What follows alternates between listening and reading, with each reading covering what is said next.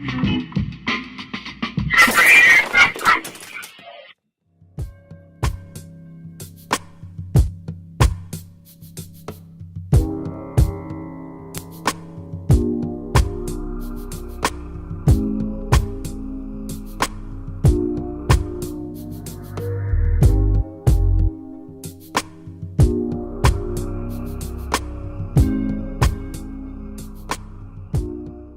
now it is my great pleasure to introduce our keynote speaker. In 2008, Dr. Amir Whitaker sat where you sit right now, a brand new graduate of the Rossier School of Education. But not only is he a graduate, I believe he too is a living embodiment of the kind of student with exceptional life challenges that Rossier is committed to serving. His phenomenal story of success and perseverance, and the story of someone for whom education was, quite simply, the answer to everything. Since he left USC Rossier, he has never stopped learning or stopped working to improve learning in urban education, just as our mission states. Please read more about his work in your program, and please help welcome him to the stage.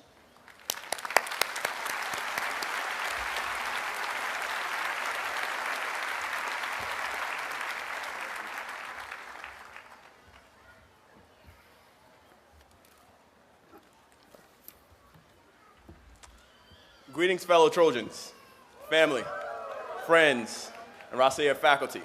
Thank you for this opportunity to deliver today's keynote speech. As the dean said, just 5 years ago, I sat in the very same seat that you're in today.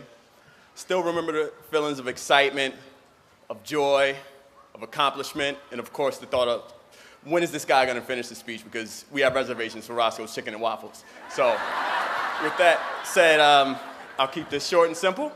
I know how important today is to you and your family. It celebrates your bravery in taking your education to the level that less than 10% of our population reaches. It represents the end of a journey that I vividly remember. The night classes after a full day's work, the all-nighters, the literature review papers. Oh, and let's not forget our friend statistics, right? But today also represents the beginning of a new journey that you're about to embark on. And that's the journey into a profession most important to our country and the world. And I know many professions think that their job is the most important, but I can summarize why our profession is the most important in 3 words. Well, actually, it's 2 words and an equal sign. That's why I just put up a 2 sign and fight on. And that's education equals change. Education equals change because once someone learns something or becomes educated, they're different. Today's ceremony symbolizes that change for you. Education is the great equalizer and the best way to end the cycle of poverty. It's the reason why college graduates have lower levels of stress, high blood pressure, and even cancer. So as educators, we're keepers of 2 of the most important responsibilities: improving qualities of life and creating change. I'll never forget the impact that USC educators have had on me, like Dr. Pensaval and Dr. Rueda. Raise your hand if you remember a certain educator that made an impact in your life. A lot of hands go up, as I figured. Now, I want you to do 2 things with me really quick. First, imagine where you would be today had that educator not done what they did or gone the extra mile. Next, imagine the joy you'll feel one day knowing that you've had this very same impact on someone else. Some of you may have already done so. To demonstrate your potential to create change as educators, I'd like to share a very personal story. Now, today, I'm what you would consider an education addict. If you look at my Netflix, you'll see more documentaries and comedies and action movies. If you look at my library, you'll see dense text instead of novels and fiction. But rewind back to, let's say, 12 years ago when I was just a public high school student and growing up in New Jersey. And you'll see, okay, Jersey's in the house, Jersey's in the building.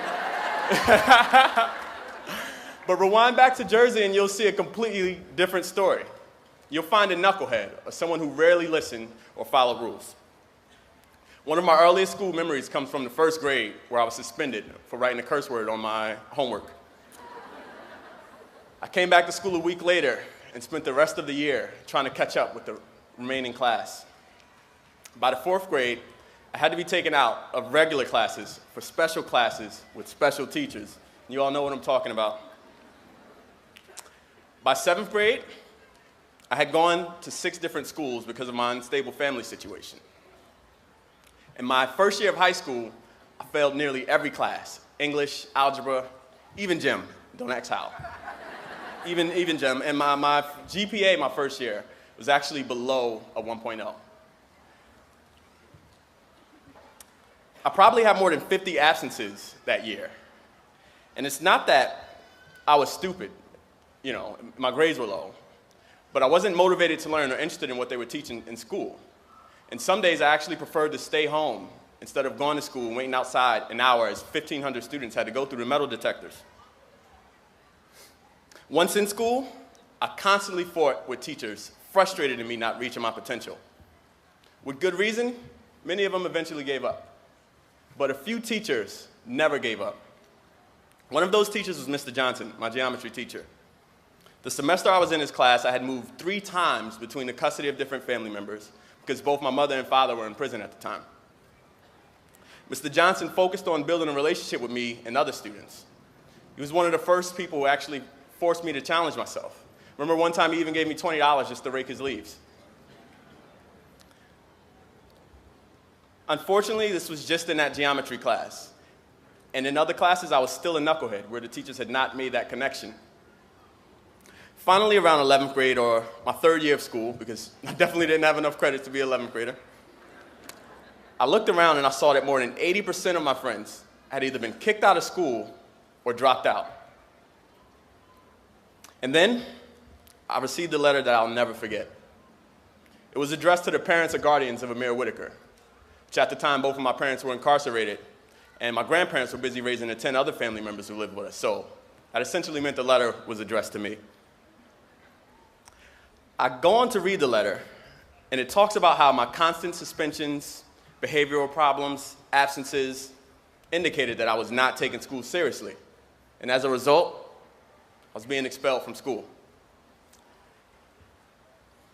I'll never forget how devastating this was. Combined with my unstable situation, both parents being away, my school kicking me out, made me feel worthless and unwanted. I felt thrown away, left for dead, and given up on. A few days later, I went to the alternative or continuation school that I was expelled to, and it was the worst experience I had ever had in my life. It seemed like more of a place to warehouse troubled youth before they dropped out than an actual high school. The coursework was years below my level. The school had so few resources that we had to actually share books. And it was a class full of knuckleheads that no teacher could possibly control. Many of us were brilliant, but none of us had the motivation or inspiration to learn, and it was a difficult task. When the school responded with their dropout warehouse intervention, it depleted the little motivation I had. The motivation that teachers like Mr. Johnson had worked hard to foster and nurture. So after 2 days, I decided to drop out. I could no longer take the humiliation, and I felt like the school had given up on me, and I gave up on myself. The next day, all I could think about was how being a knucklehead constantly got me into trouble. Got me kicked out of school, got me arrested for selling drugs, and it got me in a whole lot of other things that I'll have to save for the autobiography. Then I had the most life-changing realization. I thought, what if instead of using my knucklehead to disobey all rules and laws, I use it to disobey all doubts and disbelief? With the exception of a few teachers like Mr. Johnson, most people had thought I would repeat the cycle of my parents, drop out of school, end up incarcerated.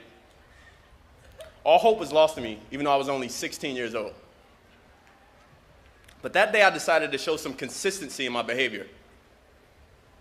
I decided to transform from being a knucklehead, not caring about rules, to a knucklehead, not caring about doubts. I decided to focus on the support of people like Mr. Johnson who believed in me, instead of all of those who doubted me. I went back to school the very next day and met with Mrs. Thompson, our counselor at the alternative school. I told her of my new goal, to successfully get back into normal high school and graduate. She patiently walked me through everything I needed to do and how I could do it. It was actually one of the first times where I set a goal for myself and outlined everything that I needed to do. Also, this experience reinforced the fact that there were people out there who did care about my education, like Ms. Thompson. Collectively, these things helped me make a full transformation. With my new attitude, I finished high school and started community college. Unfortunately, I was so far behind academically that I had to do a full year of classes, of remedial classes, before I could take any college classes. But I was determined to reach a new goal I set. And I was transferring to a university so I could move out of my grandparents' house and become independent and help support my family. I ended up transferring to Rutgers University. It was the best public university in the New Jersey, New York area. And I was beginning to use my education to change my situation. Now today, 12 years after dropping out of high school, I've completed my associate's, bachelor's, master's, and doctorate here. And next year, I'll complete my 5th college degree from the University of Miami with a law degree. Thank you. Thank you. But none of this would have happened had teachers like Mr. Johnson and Ms. Thompson, counselors, educators, given up on me.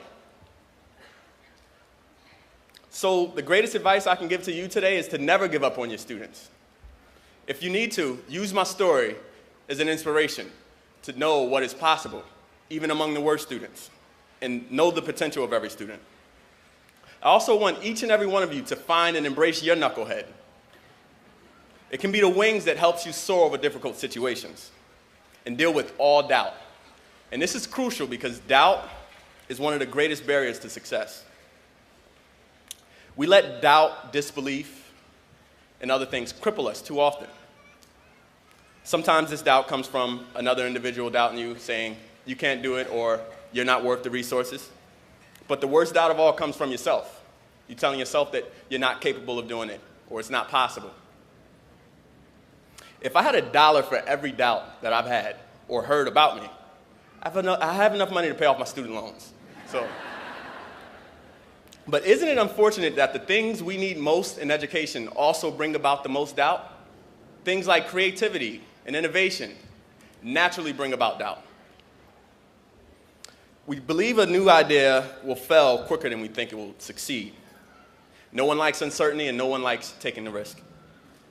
I experienced a lot of this doubt last year firsthand.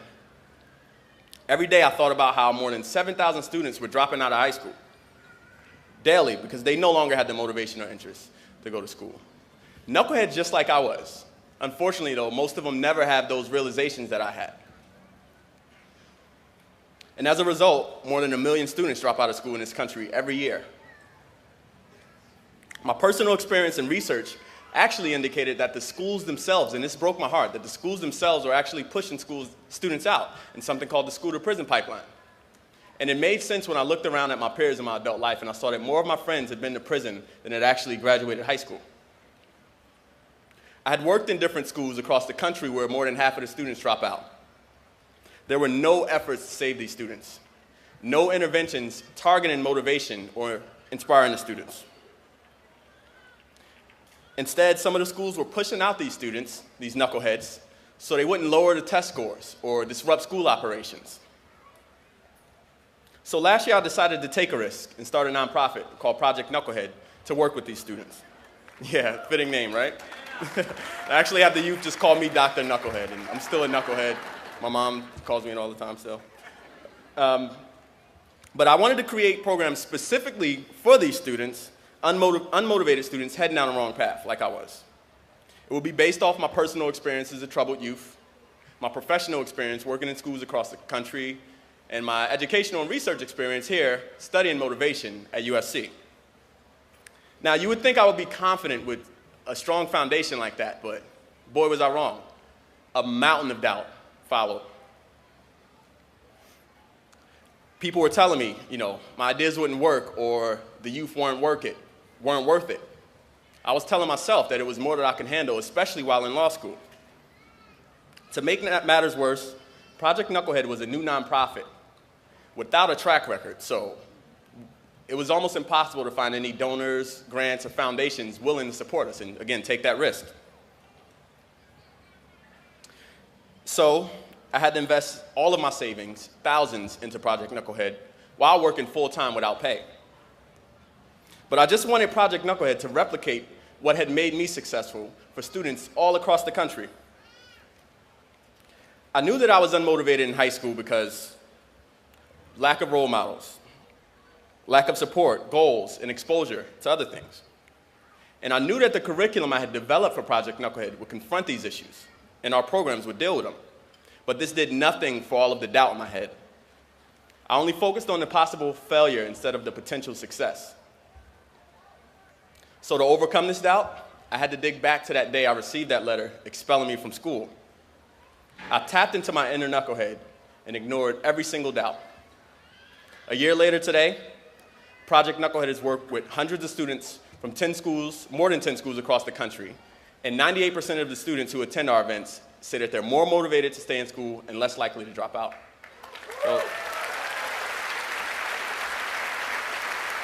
Thus, Project KnuckleHead has created one of the first interventions for motivating at-risk youth.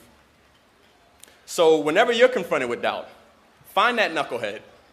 It won't be easy, but nothing can stand in the way because of the really important job that you're about to embark on. None of us would be here without those teachers that provided the foundation for all future learning to occur on. A grammar school teacher had to teach Shakespeare how to spell before he can add 2,000 words to the English language. A kindergarten teacher tried to teach Kobe Bryant how to share. He just forgets about it when he's on the basketball court. And what educators like Mr. Johnson and Ms. Thompson did, you won't find in their job description. You won't find in the state standards, the curriculum standards that they're required to teach.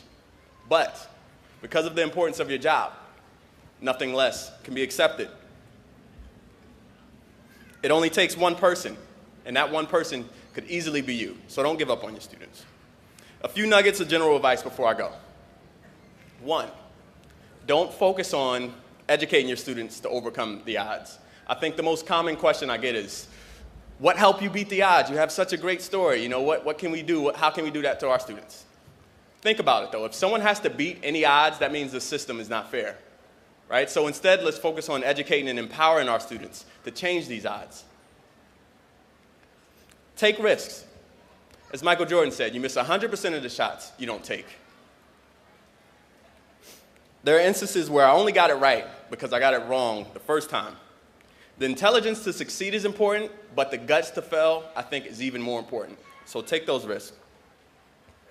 Our educational system is not working for millions of students. And you could be a cog in this broken system, a path in this pipeline, or you can join me and help trying to fix this machine and guide our youth on the right path. Your career will be difficult, but whenever you need strength, just draw on two words most famously associated with USC that John did a great job of bringing out. So the last thing I want to leave you all with is a poem that I wrote for you all and all future educators, future Trojan educators.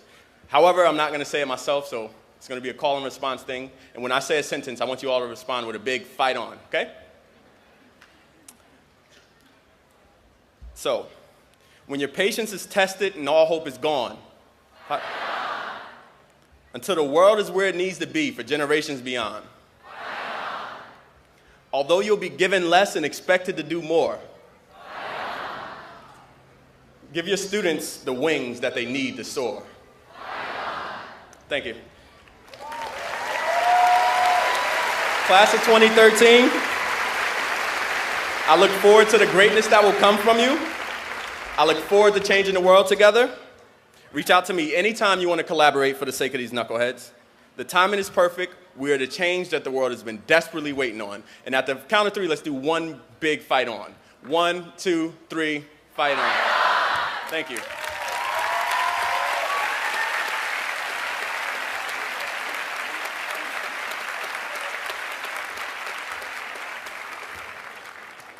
Thank you, Amir. You know, I'll never hear the word knucklehead again without thinking of you, and that's a good thing.